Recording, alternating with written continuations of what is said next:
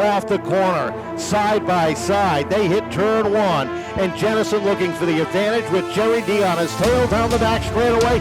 Jenison tries to get the advantage into three. Jenison again. He's got one lap to do it. Can he do it? Belcher trying hard into three. Watch out. They roll down into three. Here comes Jenison backed up on the outside. Off of four and down to the stripe. Side by side for second and for the championship. Championship battle. Wheel to wheel, down to the stripe, white flag in the air. Together, down the back stretch they go, and Murray continues to hang tight up on the outside, while Jenison edges out off of turn number four, taking back the stripe, and Jenison has it again by 26 thousandths of a second that time by. Jenison looking for his first of the late battles as he has a nose to the inside of Murray. Murray trying to hold on, here comes Jenison. Belcher battles back, Jenison slides up, down to the stripe, Jenison by a hair. To 3 and 4, Jenison in that weight number 22. Then Psycho on them as he takes over the lead once again. Lap number 21 for 4. Here they come across the front. 3 wide for the lead. On the back straightaway. Jenison 5 laps away from history as he searches for grip on that outside. Number 28, Jenison and Murray still racing side by side. Look at Murray round up the top tube. Gave him everything I had there. Congratulations, great third place run. He's already had one of the best seasons in his career, and if he doesn't win championships, that's okay. He has one under his belt already tonight. Boy, is this Team Psycho 22 coming alive. He's inside of Scully as Jenison tries to get to the lead. He had it that time by 2 thousandths of a second. We'll see what happens off of turn number 4. Fournier again. Mark Jenison battling back. Edges out by 3 thousandths of a second that time. Souza that time by 17 thousandths. Jenison holding on tight for a kick. High in the air. Off of 4. They touch, they beat, and Jenison by 9 thousandths of a second. Another look to the inside, contact is made. Jenison gets sideways, slides up the racetrack, gets back in the throttle, and they're dead even down the back straightaway.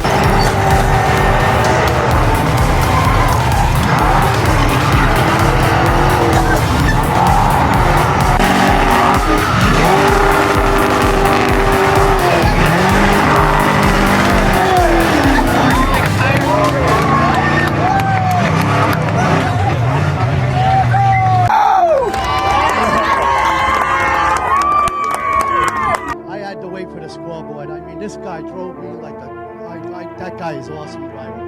On a great hitting win. Mark Jenison, win number 2 on the season in the late model. Hard they go in the corner. They slide, they touch, they rub, they open up the bottom. Off the wall goes Jenison. Ladies and gentlemen, we've got down here our 2022 late model champion and winner of tonight's event, Mark Jenison. Mark, first off, are you okay? Yeah, I'm shooken up, but you know, the seat, the Hans, everything worked well. I mean, the Seekonk Speedway, you're the greatest fans I've ever seen in the world. I mean, I just really, to come out for us like this, you guys are awesome. And that's where you ended.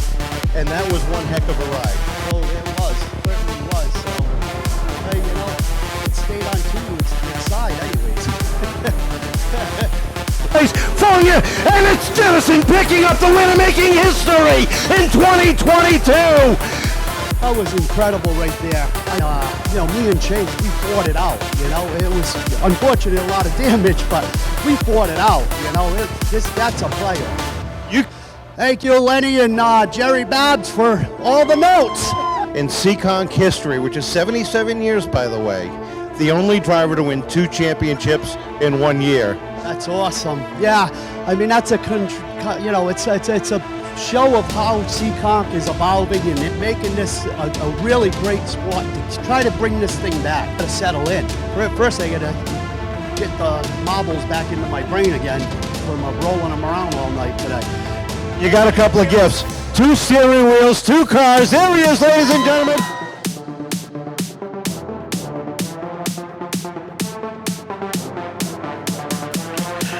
Hi, we're sitting here in Mark Jenison's garage, and we're going to call this the building of a champion. And I'm Kevin Boucher from Seekonk Speedway. We got our 2-time champion, Mark Jenison, with us, and what a season this was. Take us through that last night, the thoughts going into the night, and the euphoria afterwards? Well, the beginning of the night, we went and we actually struggled a little bit with the cars.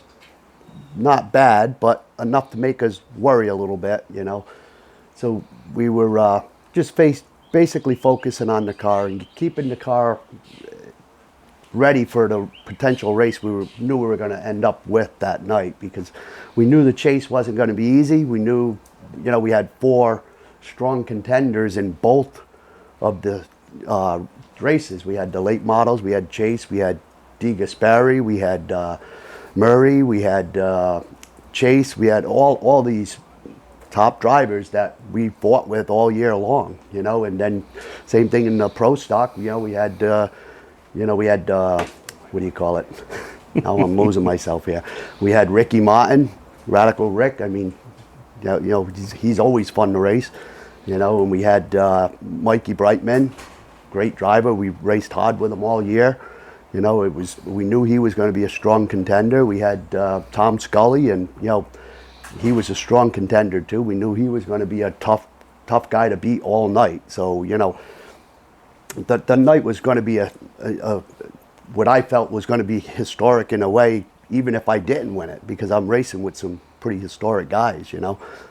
And you know, it started off regular, you know, and we worked through all of it, got ready, and you know, had some fun. And you know, we made sure we qualified well, which we did. We strong qualifying in both cars, and started in good positions. And you know, the day went by fine, you know. And you know, I had fun with Chase before the race. You know, we were walking up, and I see him in the pits, and had a quick conversation. You know, we're just, yeah, oh boy, you told me, oh, you're having good times today, running strong laps. I said, yeah, we did pretty good. I said, but you know, those lap times don't matter.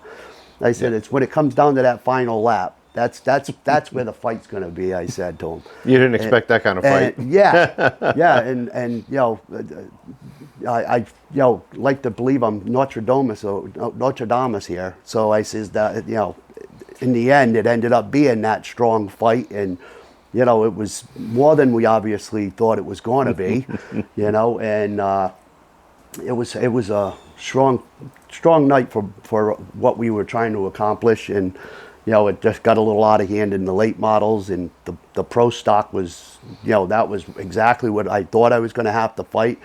I thought maybe me and Mikey would have fought a little more, but you know, unfortunate things happened where he ended up getting put to the back, and then he struggled to get back to the front. And you know, but I knew if anybody was coming back, he was going to be back, and me and him were going to battle too at the end. But you know, it didn't work well enough to get him back there. And you know, me and Tommy ended up having a really great race at the end. And you know, he was real respectful, and he really stand-up guy about, you know, where he finished and, you know, the race we had.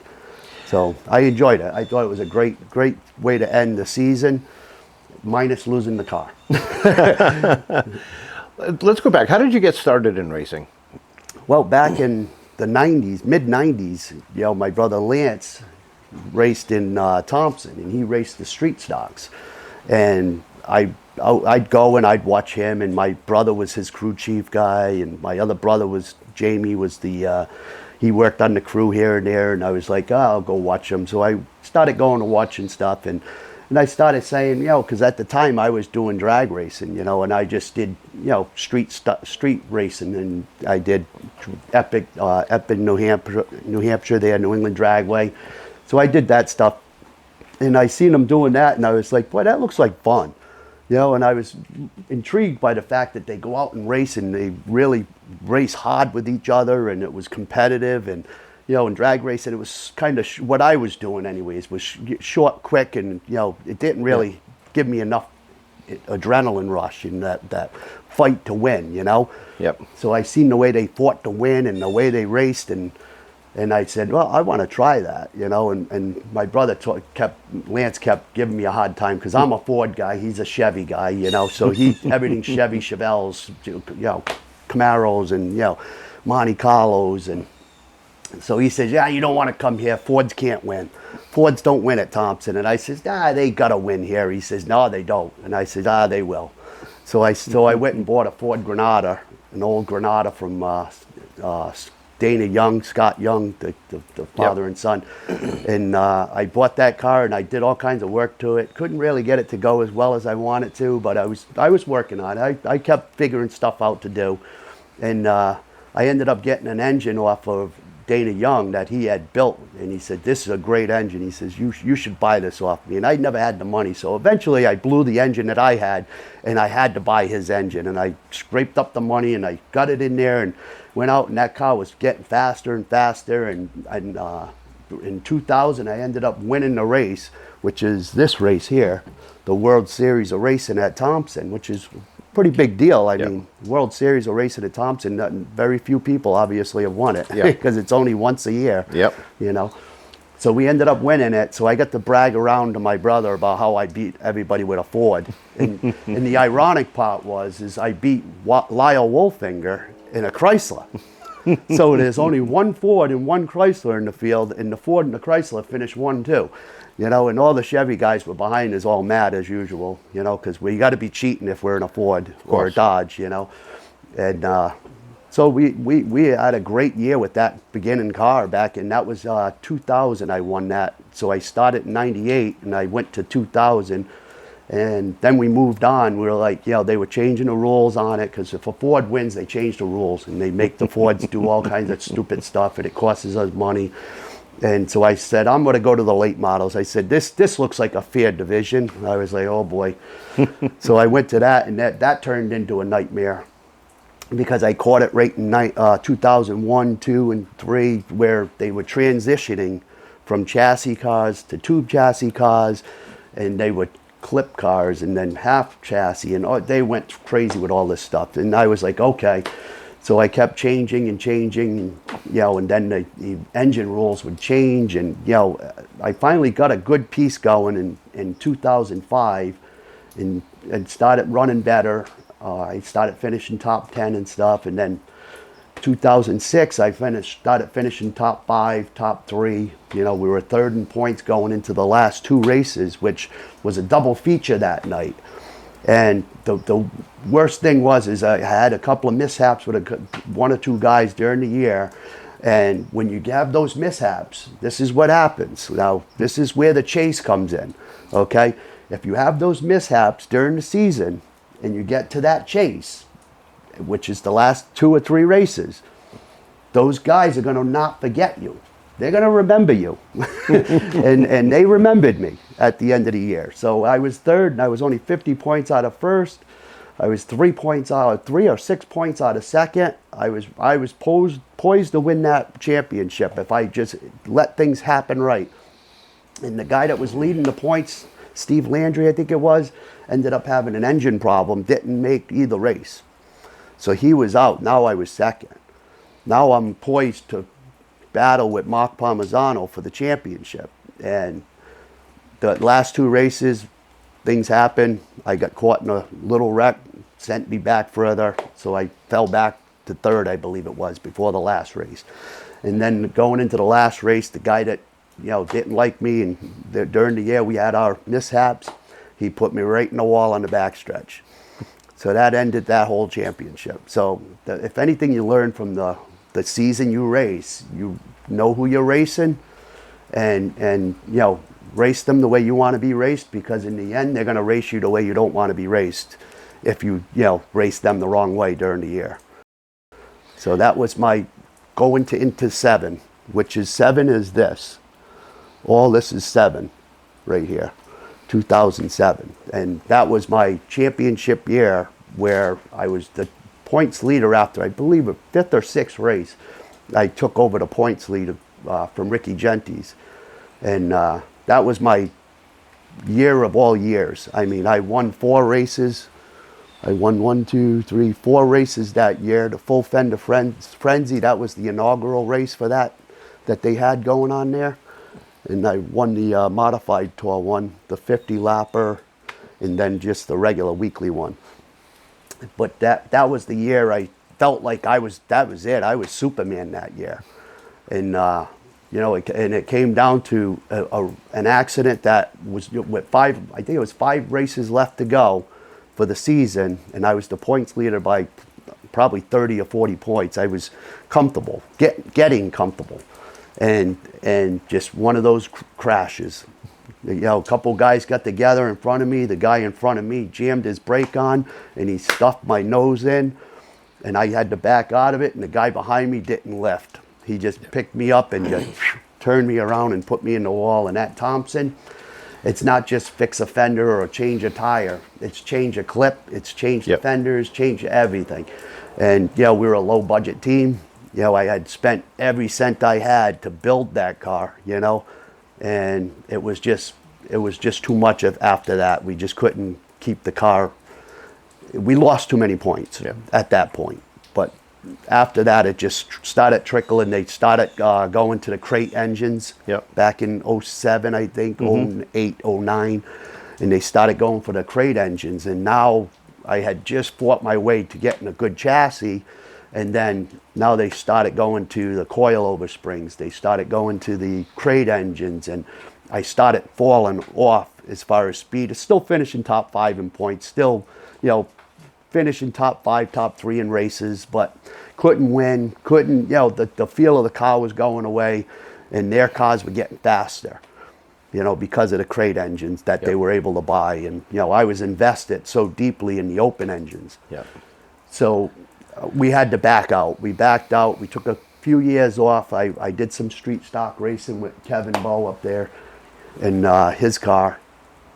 And we started slowly building, you know, building slowly and researching. And, you know, and I talked to Crazy Horse chassis back then. I talked to Distance chassis with Jeff Taylor over there. I talked to him. You know, and you know, the prices were really high, and I really didn't have the money to afford these cars, you know, and I was like, geez, I couldn't figure out what I was going to do. So I did my typical, you know, running around flea markets and looking at other people's cars. And I says, you know what, let me just keep looking first. And I ended up finding a chassis. It wasn't a very good chassis. It was an older chassis, but it was in my price range. And I says, it was an old ACT car. I ended up getting it from a kid, Randy, up in up by Thunder Road up in Vermont.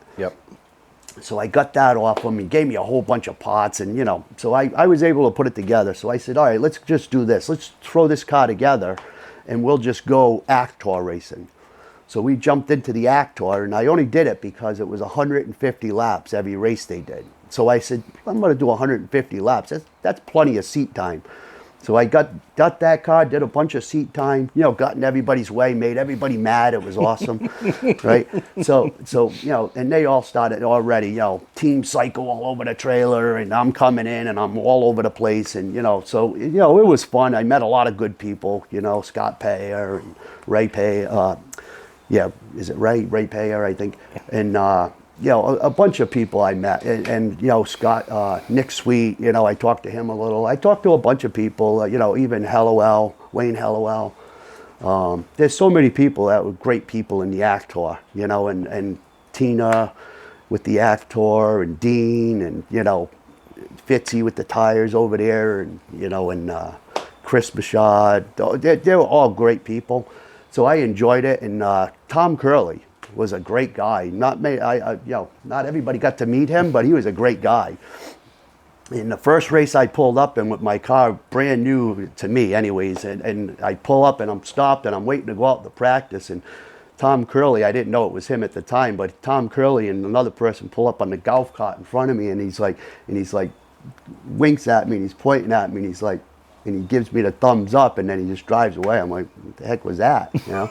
and then I found out later it was Tom Curley saying thank you for coming. You know, because it was more cars to what he's trying to put on. You know, so that was the gist of that story of beginning my racing with the ACT style cars. That's when I had my brand new Chevy 603 crate engine. Everything was new, and, you know, and the chassis I knew wasn't that good, but I'm a type of person, I like to go out and learn, and I like to get beat up. I like to really get deep and dug into the racing with the guys, and really let them feel like, hey, you can race with me, you know. And I'm not the top guy. I'm just out here I want to learn, which is, you know. So I learned with them, and then one of the ACT races, ended up being at Seekonk. So that's when I first went to Seekonk in a circle track car, was with the Actor, you know, and I enjoyed it, and everybody was nice there, and I says, boy, I maybe I should try running this place, you know. Yeah. Now, you're from Warwick, and I know you'd been by there. Did you ever go to watch any racing there? Or were you so focused on what you were doing? You just never... Yeah, when we were kids, we used to go for the thrill shows. Yep. You know, in my inaugural race, my first circle track first time I drove on a circle track was at Seekonk, believe it or not, back in the late 90s, late 80s, early 90s. I had raced my Maverick. I had a Maverick, and I'd go out and do the spectators. Yep. You know, so I'd go out and just do stupid stuff, you know, go spin out and do donuts and smoke the whole place out, and people would be like, what's wrong with that guy? You know, you know, and then you couldn't see the front stretch after I'd be done, you know. So that was my inaugural, and that back then when Seekonk was doing that, they actually tried doing 10 laps with spectator cars, and I was actually in it. And I almost got killed because I shouldn't have been doing 10 laps in a Maverick. All right. So yeah, no, we had a blast over there at Seekonk doing that stuff. And, you know, and I would have probably went to Seekonk earlier, but back when I used to do that stuff, they used to say, oh, you can do this stuff, but don't go on a Saturday because those guys drive like jerks. They're just not good drivers. It's all political over there. It's all this stuff. And I'm believing this stuff, you know, and I'm like, oh, I ain't never going to race there if these guys are going to be like that, you know. And then I start racing there, and these guys are nothing like that. The track's not like that. The people aren't like that. The fans are great. I mean, I love the fans at that place. Never had so many fans that are just good, down to earth people, you know. I've got a fan that puts his name on my car. You know, never at Thompson or any other track did I ever have somebody put their name on my car just because they like to watch me race. Yeah. You know, which is cool. Yeah, you know? We've been fortunate to Seekonk with the fans. It's some of the best people you're going to meet. Oh yeah. And they're passionate about the track, about the racers, about the competition. They'll let you know when they don't like you. Oh yeah. But they'll let you know when they do. And you've heard both. Oh yeah, I've heard it all. I mean, I was the guy in the way at the first when I first started there, you know. But then I slowly worked myself up there, and the fans started appreciating it and saying, hey, you know, this guy can race, you know. And we had fun, you know. We were, you know, trying all different things to try to find a way to make that track work for what we do, you know, because we're from big tracks, you know.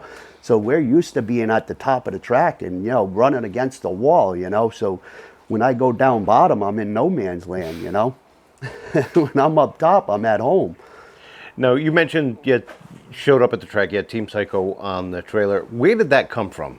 Well, that was, believe it or not, that was just a joke thing from my nephews and my nieces and stuff because, you know, when I raced, I didn't have a house. I'd stay with my brother, and he had 3 kids. So, and I had a cat named Buddy, which was a crazy cat. He was crazy just like me. So that was where some of it came from, you know. So one time my nephew, Matthew, which just got married yesterday, thank God for him, he's got a great girl, but he used to always come down the stairs, and I was staying in my brother's like a efficiency apartment in his basement there. So he'd come down and he'd go into his bedroom downstairs and he'd jump on the floor and slam. And it'd sound like somebody jumped into my door, and I'd be like, what the heck was that? And it's early in the morning, I got to go to work. You know, so I tell him, I'm saying, you got to stop jumping on the stairs like that because you're waking me up. So he thinks it's funny, he keeps doing it. So he doesn't know who I am yet. So I heard him come up. I heard him get up and go upstairs. So I go out into the hallway where he jumps on the stairs, and I stood against the wall in the dark on the other side. So when he jumped down, he slammed that floor. He saw me, and he turned into a ghost. He didn't want to move. And he started calling me psycho. You're a psycho. You're crazy. What's wrong with you? And needless to say, he stopped jumping on the stairs after that. But that's where I ended up turning into a psycho. So that's where we came up with the Team Psycho. It was just playing with the kids, you know, and just, you know, and my cat used to always go after them. He'd sit in the pocket on the entertainment system, and it was right by the walkway, so they'd come walking in, the cat would grab their sleeve and try to pull them. So He's like, yeah, they'd be like, even your cat's crazy. A couple of years ago, you decided to make the jump into the pro stocks, and you ran 2 cars week to week. Was your plan to do that, or was it to try it and just run part-time until you got your feet wet and make a move, or was it always the plan to run 2 cars? No, it was never the plan to run 2 cars. The plan was always to run the late model, and I've always been a huge fan of pro stocks. I used to always be at Thompson when they had pro stocks. I'd run after my race to get to watch, Norm Wren and Estelle and everybody running that night. And I always loved the pro stocks. They put on the best show you'll ever see when they run each other good. Yeah. When they start beating and banging each other, my God, they can make a mess. Yes, they can. But when they run good, man, my God, they just put on a show like, Belcito puts on a great show, Estelle, Ricky Martin and Dave Darlin. These guys are all just incredible drivers, know. And I enjoy always watching pro stock. That's like, and I've always wanted a pro stock and always wanted to race them. But every time I tried to even think about it, it was just trying to figure out the cost aspect of it. Yeah. And the cost was just so great all the time. Yep. And that's where, what was it, 2019, I think it was. Lenny Ellis came and grabbed me and Vinny and G. Gasperi and, a bunch of us guys that were running. And Ryan Lyman, we were running in the top 5 for that points that year, and he brought us down into the little walkway there under the tunnel there, and he's telling us, he's like, look, you guys all are great racers, you all got the opportunity for a championship here, and you guys can all do it. And he says, I could see a pro stock driver in each and every one of you, And he says, you guys really could. He's like, so that's the top division here, Race each other right, race each other smart, go for this championship, and he gave us a good little pep talk, and I think it kind of calmed us down because we were getting a little crazy out there for a few weeks, and it just kind of clicked a bulb in my head that, boy, maybe pro stock, I've always wanted to do it, So then I started looking around, and I saw this car I have here over at the Gifford's garage, and it was just the chassis, but I was like, what is that? And he says, that's an old pro stock chassis. He says, at one point Ray Parent drove that car. And I was like, really? And I was like, and I had an old late model chassis I wanted to get rid of, and he wanted to put a car together just for a show, and mine was all together, bodied and everything. He just had to put his stickers and stuff on it and go use it. So I traded him for that chassis. So I said, I'll just go out and feel this car out, and I'll go out and, it's a old chassis beat up. It's not going to do anything, but I wanted to go out and do what I do. Go out and bounce around with everybody and get yelled at and tell me that I'm the worst driver in the world and that I shouldn't be on the track and just have fun, Yeah. And then they tell me, now I see why they call you psycho. I'm like, oh, that's probably it, because I do stupid things. I go backwards and then I try to go forward after, which is what I did with that. I kind of fell backwards and tried to go forward with it, But then I got to learn everybody. I got to learn what they're about and who drives how. And, everybody drives you pretty good out there. I mean, I'm really impressed with the pro stocks. Even though this past year it didn't look good at the beginning because, we had some mishaps and we were, that one race we started, what was it, 75 lap race or something that night. We were all crashing each other. It was the first lap. You know what I mean? And it was just, I think we were just so into that chase and into the, the whole, let's do something different, that we just made mistakes. You know what I mean? And it wasn't anybody's real fault. We were just all making mistakes, and we were all just a little tense on getting the season going and how we should be and where we need to be at the end, and we were just making mistakes. And but that car that we had this past year was just the car. Now let's talk about that, because you struggled with this car last year. This year you had a different car. First off, where did that car come from? Well, that car was Kevin Casper's car, the 88, and it was an older car he had that he had crashed it, and I guess him and Phil had talked about over at Propane Phil's Propane there, and they had talked about, let's just do a new chassis. Everybody's going to the new chassis, let's go to a new one. So they just did a new chassis, and they left that one sitting on the trailer. And they just covered it up and said, that's it, let's go do this. So they did that, and it sat for a year or so, and the cover's getting blown off. It's, it's making a mess of the car. And then he started saying, you know what, before this car's worth nothing, let me try to get rid of this car. So he started advertising it, and we got wind of it. And, I says, well, yeah, maybe I'll look at it, And Lenny knew I wanted a Pro Stock. So Lenny Ellis brought it up to me. He says, you should definitely really go look at that car. Because I think it's a better car than everybody thinks it is.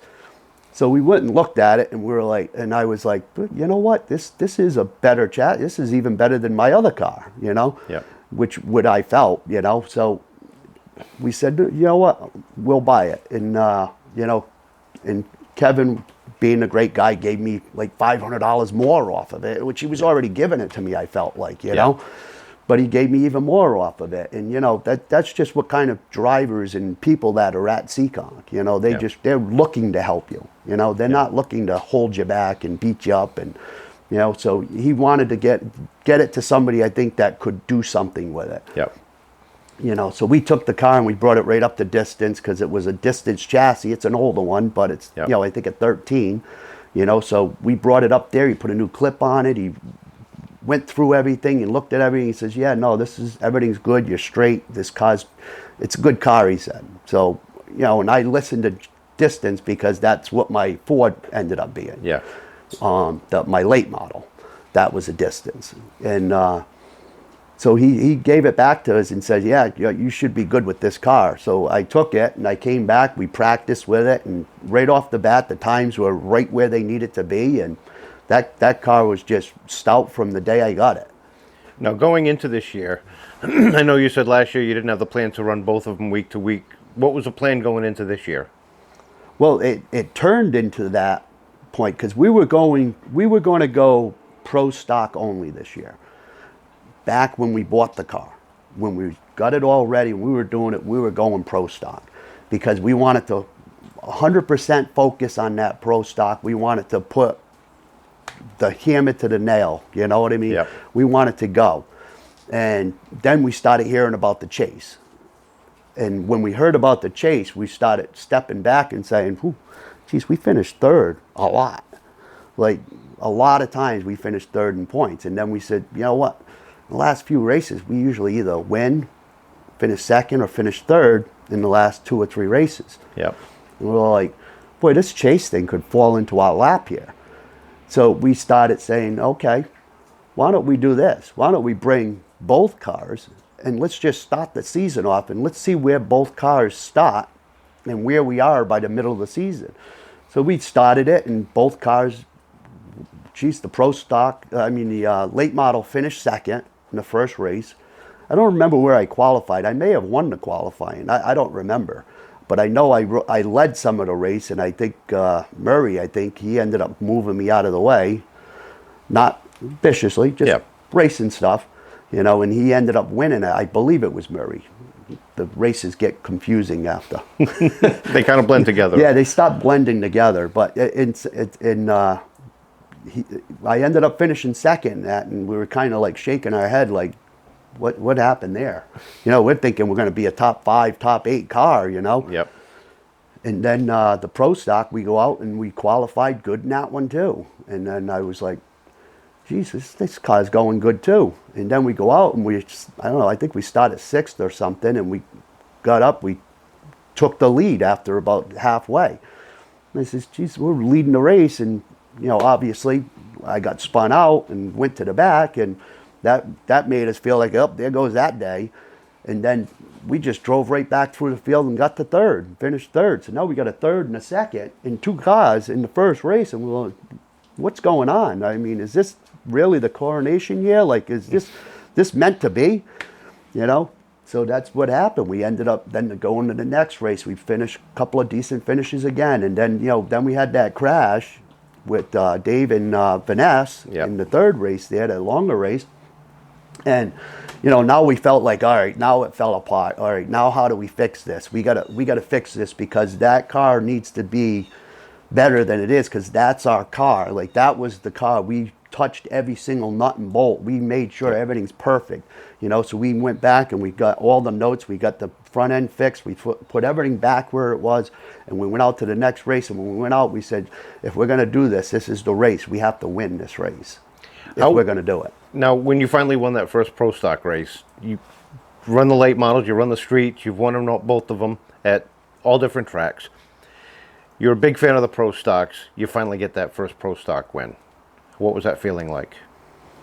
Well, yeah, running that race, I mean, we took that, I believe we started on the pole that race.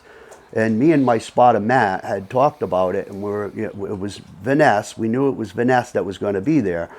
So he started outside us. So we were pretty confident that he was going to fight us hard for the outside to take the lead. And I've watched Vanessa for years, and I've watched Dave, I've watched all of them.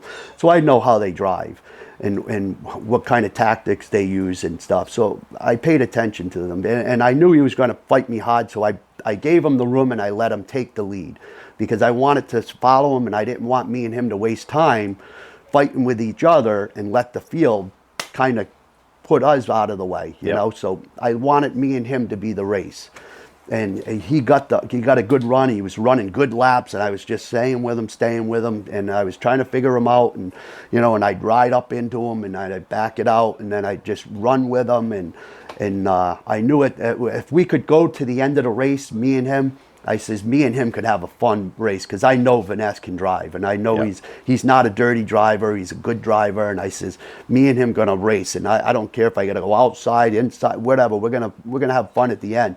And unfortunately, something broke in his car.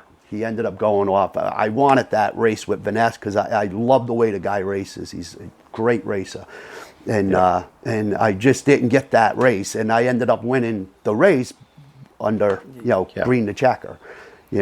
But we still had a great race, and what a day it was for our whole team, to put the stamp on the fact that we can win in a Pro Stock, and with an older car, with no bump stops,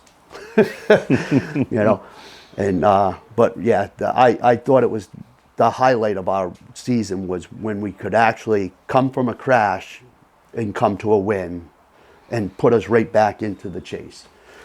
How hard was it? Now, you got a small crew. Who are your crew? I know you've got a small crew, but who's your crew?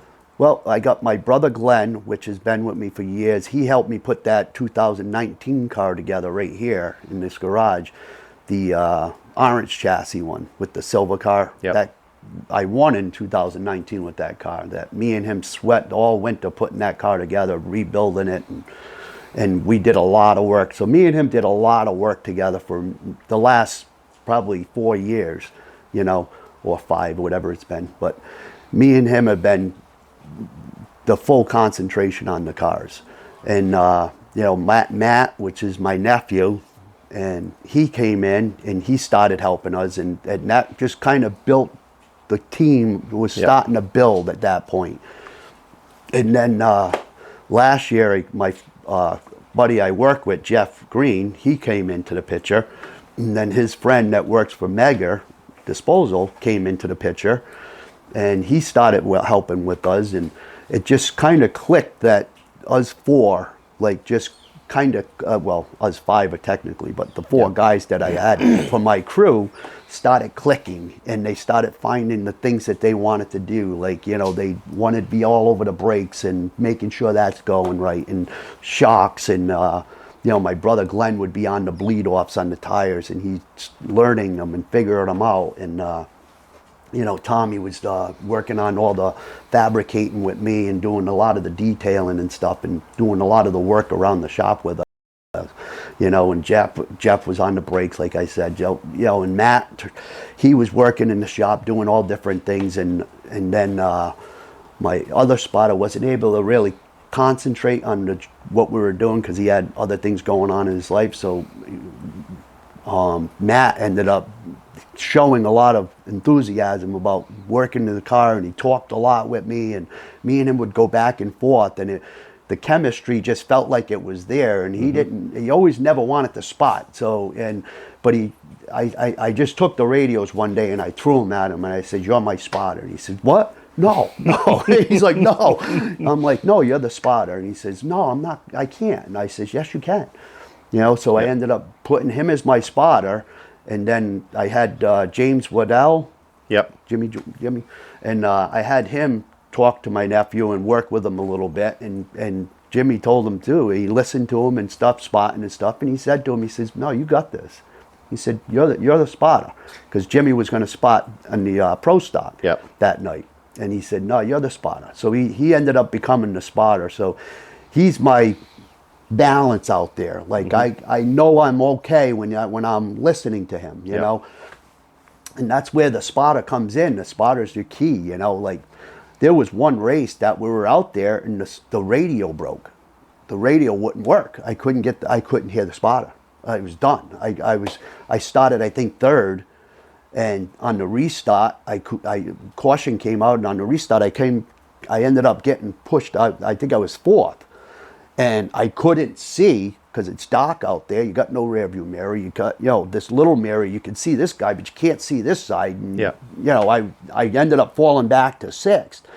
And I'm like, oh my God, if this keeps up, I'm going to end up in the back of the pack just because of a spotter. That's how entailed you get, connected to your spotter, and you don't feel comfortable without him, So I ended up pulling off the track and going in and getting another radio to put in the car. And then we ended up now I got the spotter back. Yeah. So now, we still ended up not having a very good night. I don't know if we finished 5th or 6th or 7th, wherever we finished. We didn't finish as good, but we had a strong car. So that was one of those nights that set us back. But it wasn't as bad. I mean, what took us out for the points for the year was that crash, and we finished 14th. Yep. Dave Dahlin finished 2nd, and I finished 14th, and that's all the luck. That's just, he didn't have much damage. I had a bent shock, a bent tie rod, everything got bent. So it was just the luck of the draw. I just ended up getting run over. So, how hard is it week to week to run two different cars?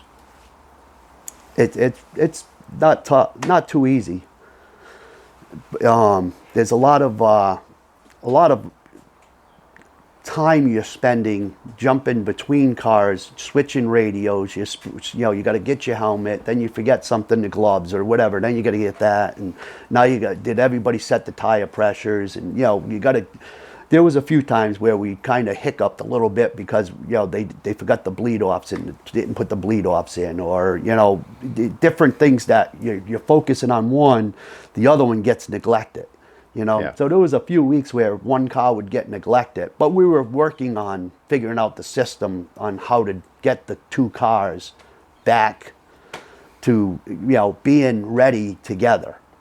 So we worked on it, and we ended up figuring it out and getting somebody to be concentrating on this car while the other guys are concentrating on the car we're going to take out. Because that's where it all comes in. You lose focus to one car. And it's only because usually you had a good night with one car, or good qualifying or whatever, and then you kind of forget you still got the other car. So the pro stock took a little bit more beating, I think, in that department. But that's the biggest challenge is making sure you're prepared and ready to go out to each practice, each qualifying, and each race. We're going to do it a little different this year. We are going to come back with both cars. So it's going to, but we got a better system we're going to put together this year. We're going to take a break. We'll get more into that. We'll get into the chase and the rest of the season in just a couple of minutes. Sounds good.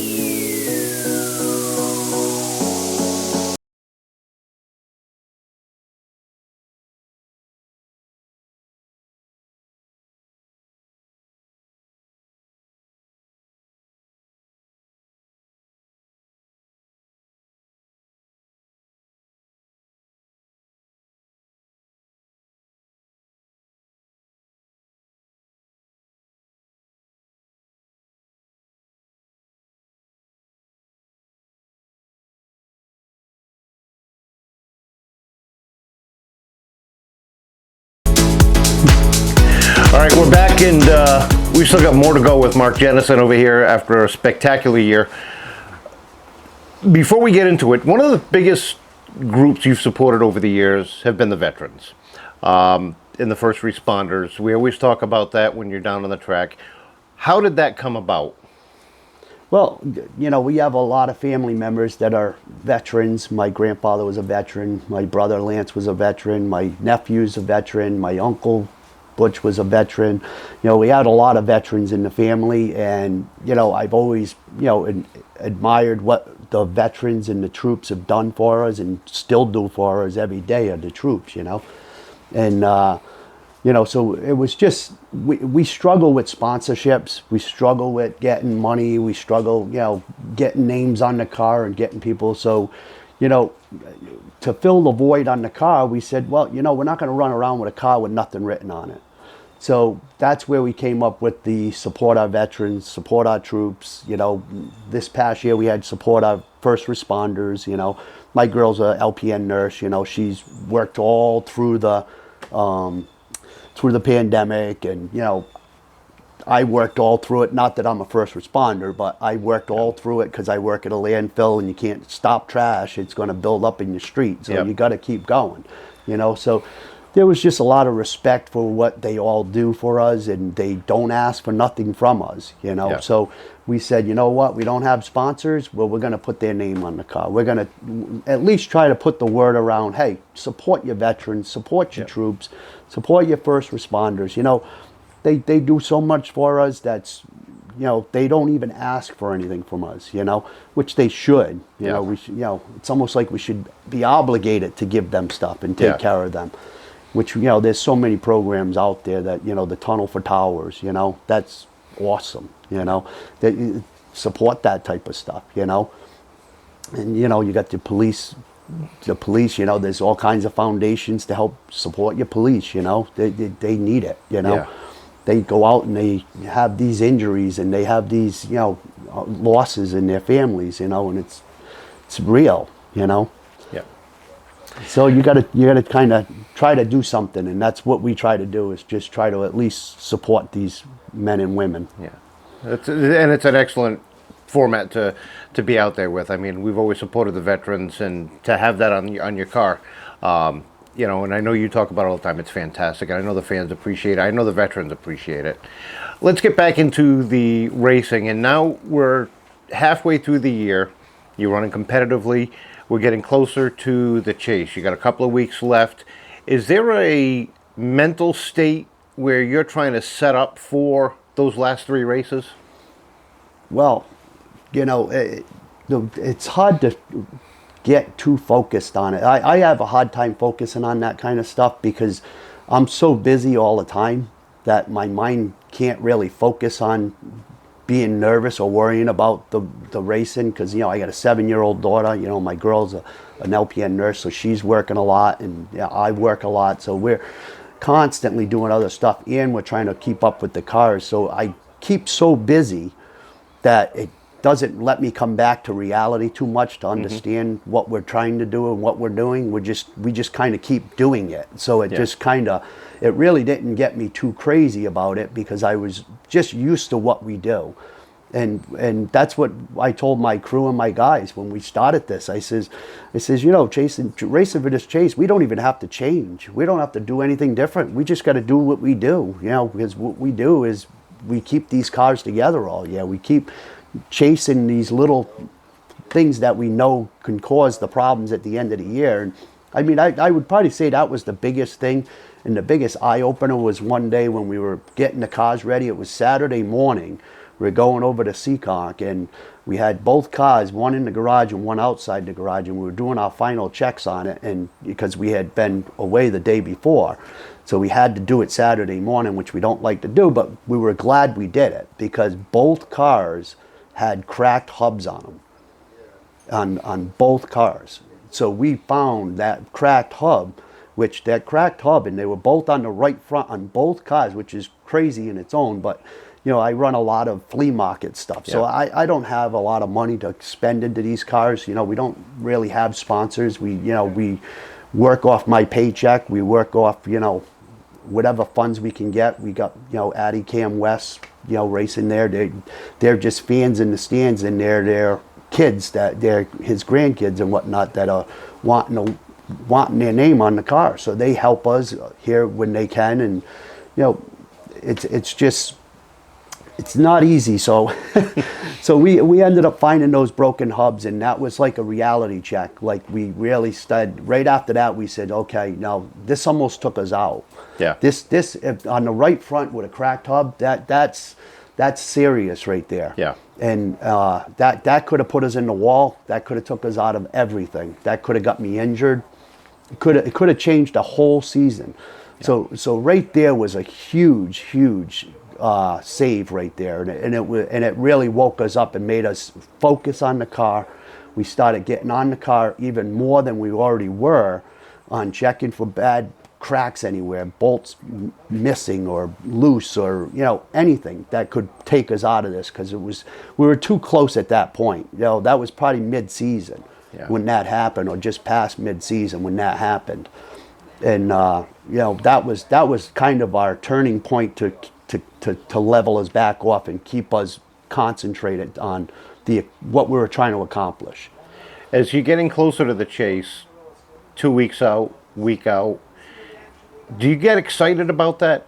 When you get to the racetrack, you're thinking, okay, all I've got to do is X, all I've got to do is Y, and now we've got a realistic shot, a better shot at that championship.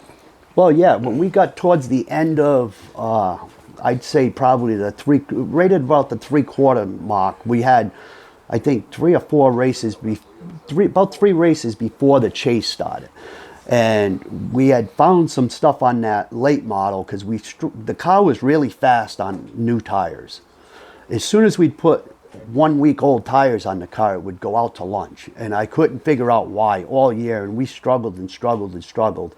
And right towards the end there, we ended up finding and figuring out that the car actually had a bent chassis in it. So the geometry and the setup in the car wasn't working properly. So we ended up changing the ride heights and getting my geometry in the front from moving the bag. And after we did that, the car turned around. Now it was fast on old tires. I had a week old tires on the car and finished second. And I was like, whoa, like I never did that, So that was the aha moment for the late model, where that car just, from that day on, that car became flawless. We were on 3-week-old tires at the end in one race, and I think we finished top 10 or something, but that was like unheard of to finish top 10 3 weeks old tires for my car. Yeah. That car, that white Ford that I got late model, I struggled at Seekonk. Like that car, I struggled. I could not figure that car out. Every time I brought it there, I'd be lucky to finish 9th or 10th or 8th. And when we figured out that the actual problem was in the chassis, then that was kind of, okay, we know what we got to do to fix this car next year, which we don't have to do that now. But no, we'll get to that. we would have. But that was the aha moment with that car, and that was when I looked at my guys and I says, oh my God, man, we got a car. This is a hot rod. I mean, this car is going to be fast. So now that's when I said with that car, I says, all right, we gotta, what you got to do with this car is we gotta really dominate. We gotta hit the times. We gotta break their times. We gotta really just not let up on this car. We gotta get everything right. So we focused like really crazy on that late model, those last few races, and that's why that car performed the way it did, because we were all over that car. And we didn't let up on it, because that car, the Pro stock was built new. Like we sent it out, distance, put a new clip. We touched every nut and bolt on it. We replaced anything that needed to be replaced. Well, that late model didn't have that opportunity. That car has been years now without attention. So there was things that was getting to that point where it needed attention. I mean, there was 1 week the transmission was apart on that bench right there, just in pieces. And I found the input shaft was twisted on it. There was a crack in the housing. I mean, there was all kinds of problems. And you know who I got to thank for that one? Mike Kunn. Because Mike Kunn teched my transmission. And when I had the tranny out, I decided to look at it, and that's where I found these issues with it. So I could have had a transmission failure right at that point, but because of tech, I fixed it. I found the problems and fixed those problems. So that was that car ended up turning into a better car than it was when it went to Seekonk. You know, and I even struggled at Thompson with it the year before.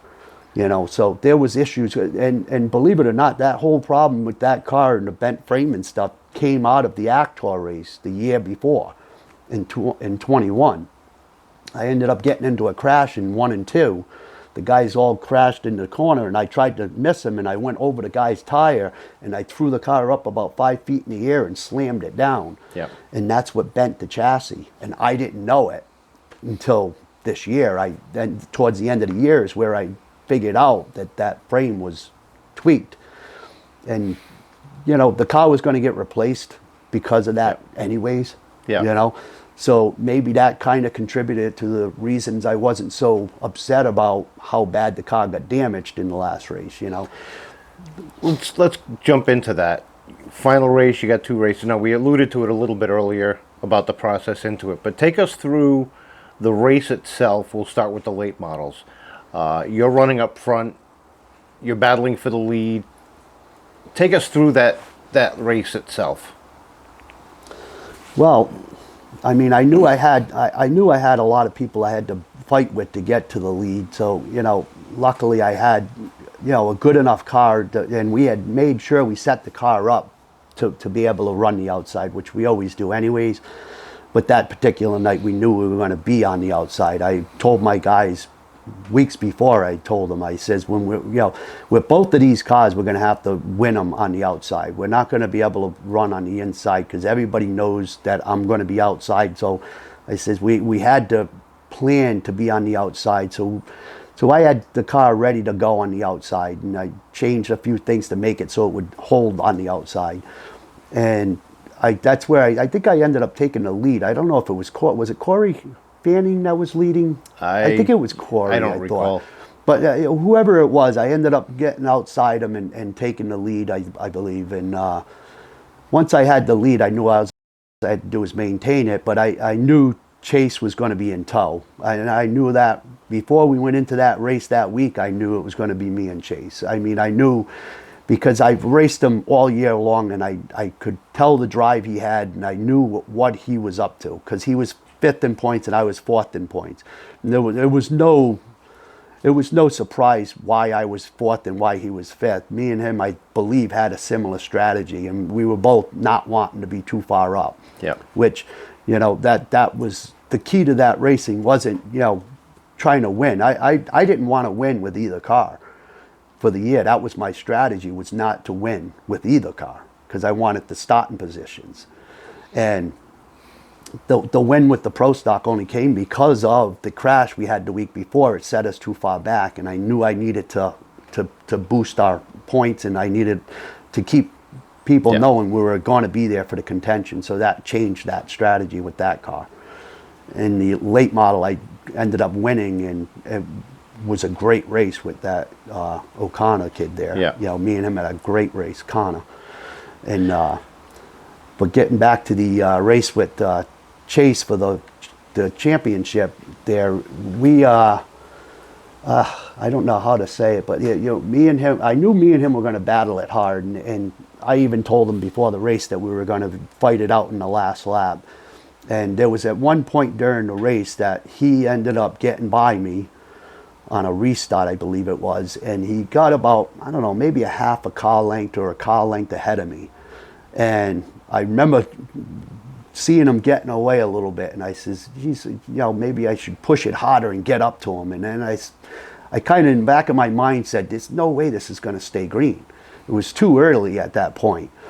So I just kind of laid back and stayed that little distance, let him feel a little comfort, and I just said, well, I'll just save it because we're going to have a caution later. So I just stayed there. And then the caution came out, and I think it was 7 laps to go or something. And I says, all right, this is going to be it now. This is where I'm going to have to really, I got to put the pressure on him now. So now got on the outside, and I just kept the pressure on him, and I just kept keeping him down a little bit, but then I'd let him come up, and then I'd keep him down, and then I'd come up, and I'd get a run on him, and then I'd come back, and then, you know, and then he'd get a run, and I'd come back, and, you know, we just kept, I know he was messing with me as much as I was messing with him. You know, we were going back and forth, trying to see where we could get each other's weakness at, you know. And that the last lap came, and I knew, all right, here it comes. So I went into one, and I tried to keep it down tighter in the center, and he came up, and he said, nope, you're going to get up some because I want to be there. Yeah. So coming around that last turn, I'm trying to hold him down. He's trying to push me up. We come off that turn, and we go on the back stretch, and I'm right up against the wall. And I'm like, all right, and he's trying to stay up, but then at the last second, he starts going down. So I said, all right, I'm going to try to come up high, drop down through the center, and I'm going to try to just scrape off the wall, because I knew he was going to give me everything he had coming out. So I said, I'm just going to use what I like to be out on the outside for. I'm going to use the wall. So I come off the turn, and I just cranked it down, and I laid it all on the line, and I just come off that turn. And as I come off the turn, I'm coming off the center, and I'm coming in, and I'm like, geez, this car's getting tight. And, geez, it's really getting tight, really getting tight. Now I'm panicking. Now I'm way too tight. And I'm thinking it's me. I'm thinking I'm just too tight. Well, all I could hear in my ear, now that I remember it, and I'm like, all I could hear was, oh, I could hear that engine revving on his car. And I'm like, oh, Jesus. And by the time I could even know, I mean, I couldn't even, like, the steering wheel wouldn't go past a certain point, and that's what was confusing me. Well, it was his wheel against my wheel, and I couldn't turn it. So when I got to the wall, I mean, I was already there, and I was already on the floor, so I wasn't lifting. I said, screw it, I'm just going to stay on the floor. So I just kept it floored, and I guess the rev limiter is bouncing all over the place, because now the tires are just spinning free against the wall, and that thing's just going down that front stretch, and I could, you know, feel the air and see the ground. I'm like, oh, Jesus. I'm like, all right, maybe it'll come back down. I'm, you know, as a driver, you're always thinking you can control everything, even though the thing's completely out of control. Even if I was rolling over, I still would have thought I could have fixed it and kept going, you know? So that was what ended up happening, is that, you know, we just ran out of track. He was saying to himself, I'm going to use him up for everything I can. I'm saying I'm going to use that wall, and I'm going to keep him down. And you used the wall. I used the wall. He used me, and then we just both come across each other, and it was just, see, Chase could have won that race easily. All he would have had to do is take my lane away, which he should have let me take the lead, and he should have went outside me, or just went up and made me go under him. You know, because that may have worked. I mean, I wouldn't say it for sure, but at least he would have had the wall to use. Yeah. You know, he would have had the wall at least, and it could have kept him in the park, and then it could have put me up against him. You know, or, you know, I wouldn't have put him up over the wall, but I would have still rode him and made him have to use it. You know. But yeah, no, that was pretty intense stuff, and we both. I think me and Chase have a pretty good mutual respect for each other as far as being hard drivers, and the will to win is strong with most everybody out there. Yeah. So you climb it, you find out you're okay. I know he was the first one there to make sure you were okay, and no fire, nothing's pouring out of there, nothing to be overly concerned about. So you get unbuckled, you climb out of the car, you're able to take a breath. How long did it take to process exactly what happened?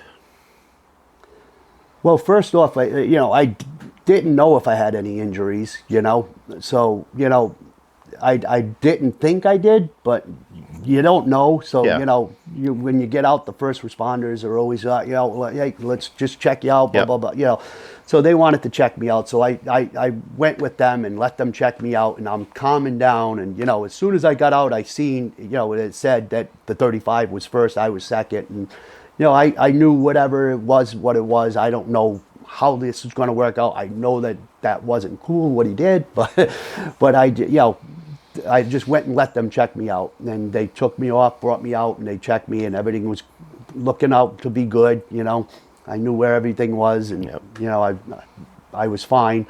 And that's when my brother came in, and he opened the door and said, they just announced you're the winner. You won, and that's when I found out that, what had happened. you know. Now you come back down from the ambulance, you're back on the track, and you see the car up on the wall sitting on its side. What was your first thoughts on that? That I lost my car. I lost my car. That was my baby, that car. That was my first distance chassis I bought, and the car was just a phenomenal car. I mean, unfortunate issues with the bent chassis, and I knew I was not going to really be able to keep that chassis, but I would have built a new one, and I would have loved to have kept a lot more parts off of that one. Yep. To kind of keep that car around in a sense, and but it was just the heartbreak of losing the car mostly. I mean, believe it or not. And I can understand that, but the picture you've got up on the wall, and that is not a recreation, that is the moment. How many miles have you gotten out of that picture? How many phone calls, emails, messages on social media have you gotten over that picture? Oh, yeah. Well, when you get with the pictures like that, I mean, you always get people wanting to know, well, what happened? What was that all about? Why'd you park your car like that? And I'm like, well, it was a tough night with a great finish. Ended up being a great finish as far as championship and winning the race. And you get a lot more friend requests and stuff, and a lot of people wanting to see you and want to know why and what happened and how that could occur like that, and it's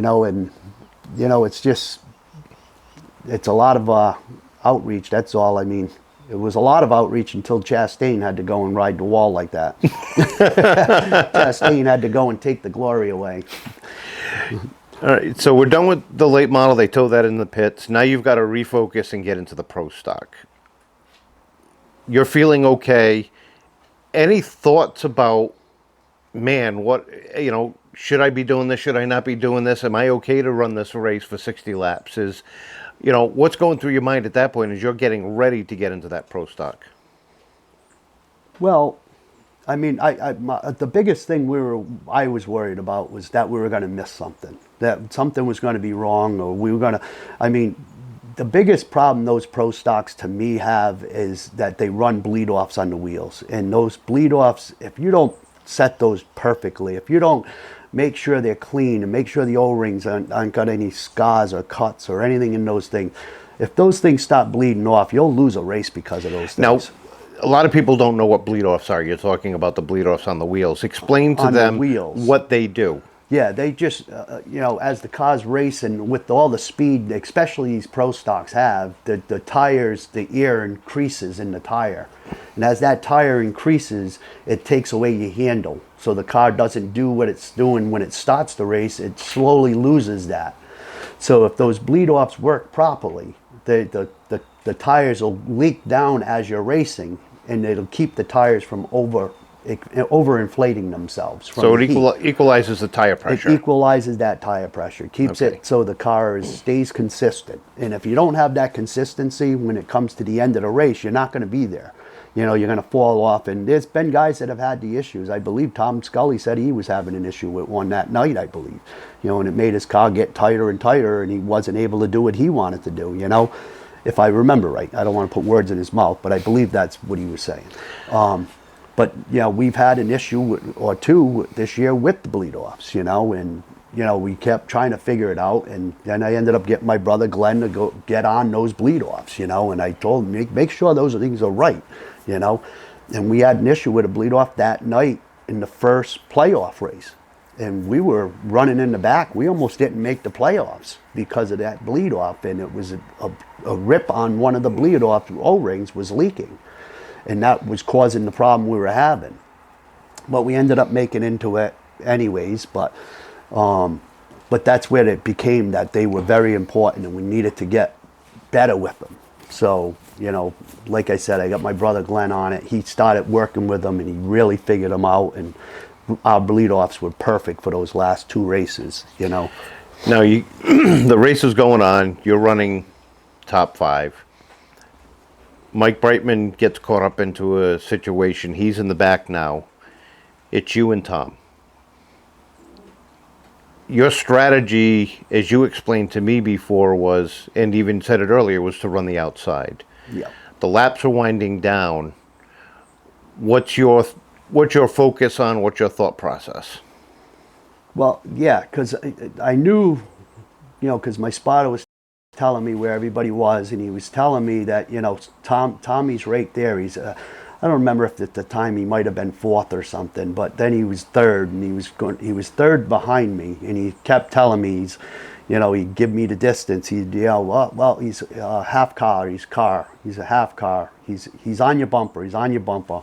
He's under your bumper. He's under your bumper. He's on your bumper. So I constantly knew where he was, on my bumper, under my bumper, at top of my bumper, where he was going. So and I've learned Tom Scully and the two best drivers out there as far as setting you up and really getting a run on you and taking away your turn is Tom Scully and Ryan Lyman. Those two can wheel that car going into turn one and run you down on the backstretch like we the people. So I knew when I had Tommy Scully behind me, I knew what he was going to do. And I had my spotter telling me where he was going and what he was doing. And I took that line. I tried to my best, and I feel I might have succeeded in quite a bit of it, was trying to take that turn one away from him, because I knew he was going to try to get me into turn one and get that run down. And after the race, he said, "Well, yeah, Mark was, he was chopping me, he was cutting me off, and but it's for a championship." And it was, and he's somewhat right. I wasn't really chopping him; I was taking his lane. I was going into one higher, and making him have to come in lower, so I could get the run that he normally gets. Yep. So I could come down in front of him with the momentum. So I kind of played himself against himself. Yep. And that's what you learn from watching these guys. I mean, when these guys hang themselves out there and they're doing the stuff they do, you better pay attention, because if you don't, you're going to be behind them, or they're going to go right by you. And that's what Ryan Lyman and Scully have taught me. Dave Dollins taught me a lot.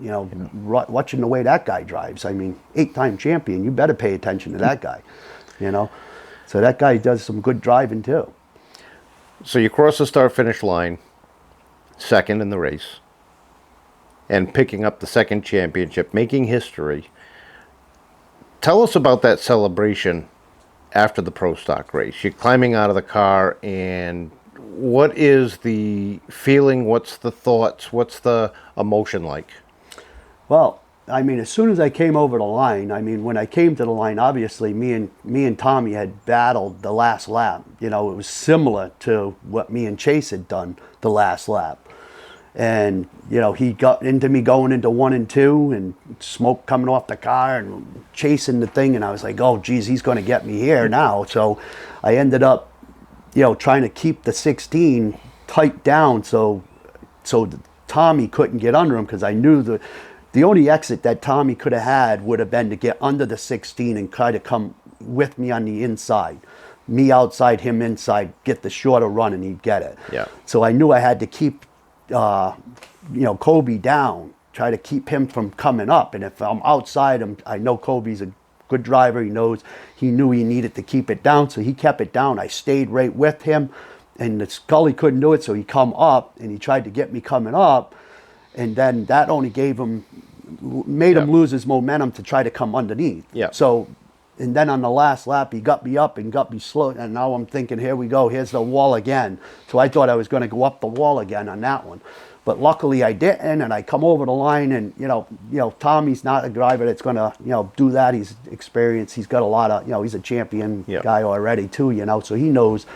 So once I came over the line, I was like, I instantly knew I won it, and I was like ecstatic. I was like ready to rip the steering wheel off. I was pounding the steering wheel, and we did it, and my spot is screaming and, crying in the freaking radio practically, but it was just really emotional, and strong finishes like that don't happen all the time, and to come out and complete it like that, and it was just incredible. I don't know how to explain the words for it, it's just a once in a lifetime thing that you can, make history like that. It's not, and at a track where I never thought it would be my track. Like, I mean, I thought this stuff would all happen at Thompson. I was there for over 20 years, Yep. you know? And then I come to this little track, and, you know, it's supposed to be the worst track and the worst drivers, and it turned out to be the best drivers, the best track, the best people running it, and what do you do, you know? So, you know, I was beside myself, you know, on all of it, you know? And here I got all these fans coming down, and, you know. You told me the one thing you regretted that championship night is you weren't able to celebrate with your late model. But you were able to bring that back at the Haunted 100, take it for a couple of laps, do a couple of donuts with it. How satisfying was that?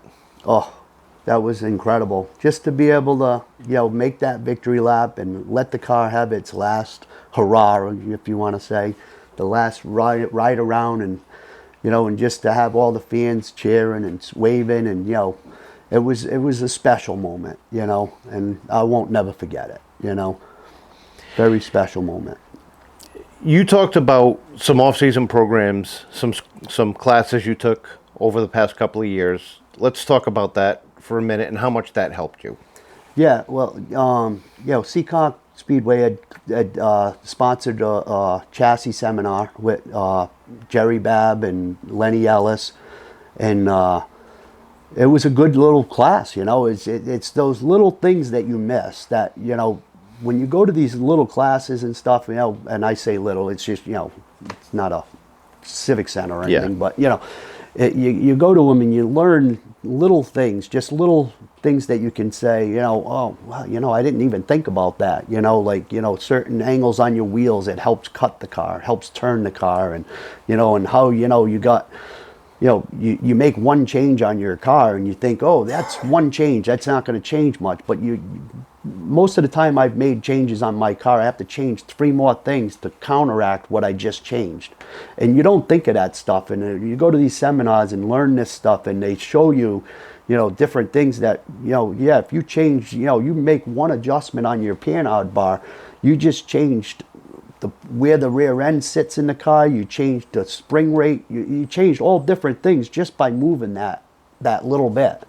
You know, so it teaches you and helps you to learn that making decisions on your chassis is more than just one little thing. You got to make sure you follow other things to make sure that change you make works the way it's supposed to.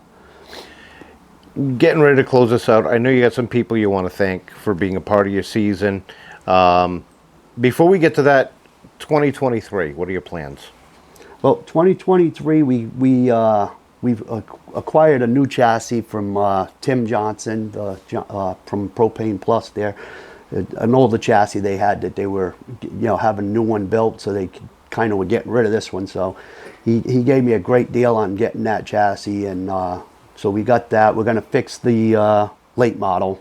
We're going to repair that one and put that back together, and then the pro stock we're going to, you know, freshen it up, clean it up, maybe put a newer style body and stuff on it, and try to fix the little quirks the car had that we found during the season that, you know, you can't fix just by changing something small. You got to really do some work to make sure it's right. Mm-hmm.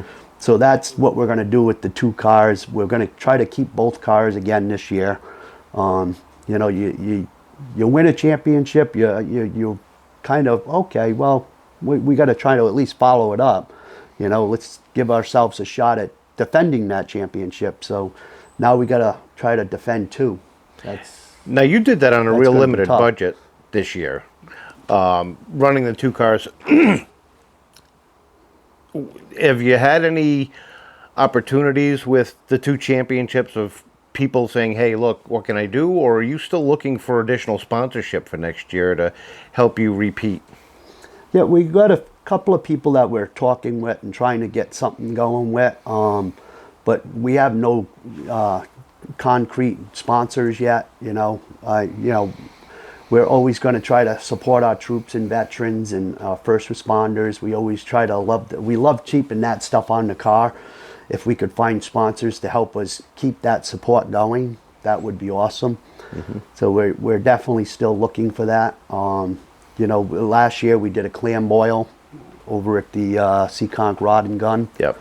and that helped out tremendously, and a lot of great people helped us with that. So we're going to try to do that again this year.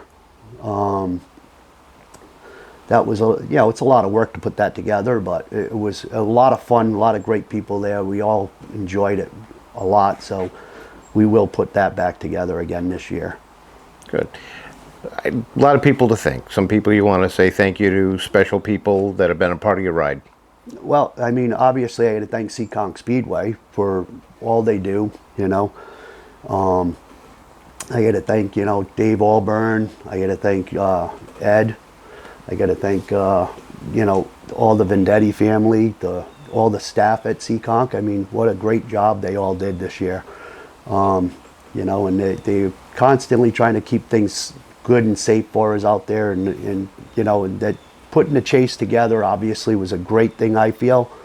I mean, I think it's going to develop some good race car drivers. I think a lot of guys are going to try to learn and figure out. I mean, the biggest thing I learned from it is you got to learn to respect each other and learn to race really respectfully with each other and put on a good show. I mean, we all want a good show. I mean, me and Con or Sousa put on a great show that day. Yes, you did. We didn't wreck each other. We didn't put each other in the wall. I mean, It was just hard racing, and most of the year was good hard racing. And like I said, what happened with me and Chase was just we got overboard. We just went too far, and we hopefully can back it up a little bit and realize where we made our mistakes, and during this year we'll make them better and we'll put on better show. Yeah. So we're really hopeful and really ready to enjoy this coming year. And Len Ellis too. I mean, he influenced me a lot on buying that pro stock, and kind of pointed me to Kevin Casper on that chassis. Without that stuff, I probably would never win in a pro stock. So that was all huge. And Abby Cam West, racing there, they helped me a lot. They're great people. They help us during the season. So we definitely wanted to make sure that they know that we appreciate their help. Anything else you want to add? There's so I know many you things. had a crib sheet there earlier. yeah, I know. I had my sheets. I think we hit pretty much everything on that sheet. There's not many things left that we can hit that doesn't sum up this season. I mean, this season was a great season, and I can't wait to go next year with the new cars. Well, new cars to me. Excellent. Well, thank you for joining us. This is Mark Jenison, our 2022 Pro Stock and Late Model Champion. And what a season it was. What a way to end it. Mark, thank you for your time. Thank you.